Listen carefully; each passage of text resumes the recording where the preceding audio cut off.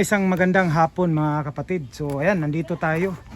Update tayo dito sa may project dito sa NHC Bangkal Bridge, no? Talumo River. Ayan. So ayan mga kapatid, no. So dito tayo, daanan natin kasi galing tayo sa pag-update doon sa Viaduct Maa. So diretso na lang tayo dito. So last time inaano pa nila itong last time, no. So ngayon nabuhusan na itong sidewalk pathway. Ayan. So itong railings na lang, no, nabuhusan na siya. Talagang solid na. So ito na lang railings ito mga kapatid, no. So talagang isang solusyon ito, no, sa traffic.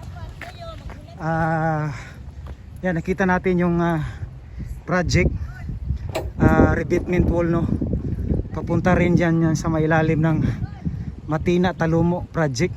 Ayan. So dito tapos na itong nabuhusan na itong sidewalk.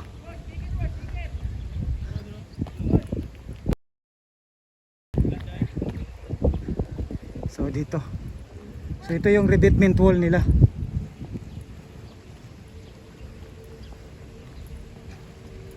At ito naman yung papuntang Coastal Road.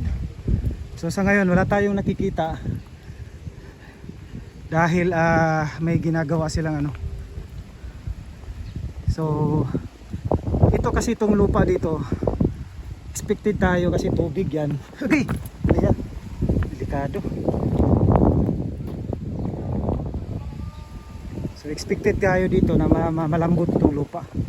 So may gagawin na silang proseso din dito kasi mataas ito eh.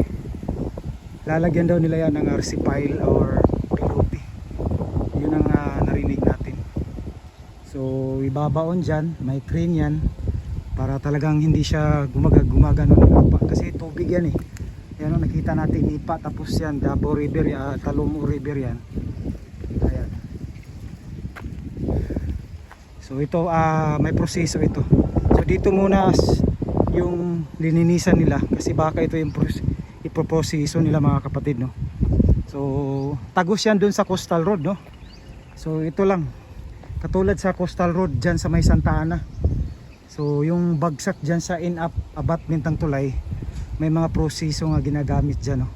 Nilalagyan ng pilote, RC pile bago siya tinatambakan para baga sa Bisaya padigid malusno, umuunlod ba. Talagang hindi siya basta-basta mababa yung lupa. So yun mga kapatid, no. So naka-update tayo, nakadaan tayo dito. Ayan, pauwi na tayo. So maraming salamat. Don't forget to subscribe, magdala always ng tubig, uminom ng tubig. Ayan, so maraming salamat, no, lalo na sa ating mga subscriber dyan. Lalo na yun sa mga sumusuporta kay Ruel P.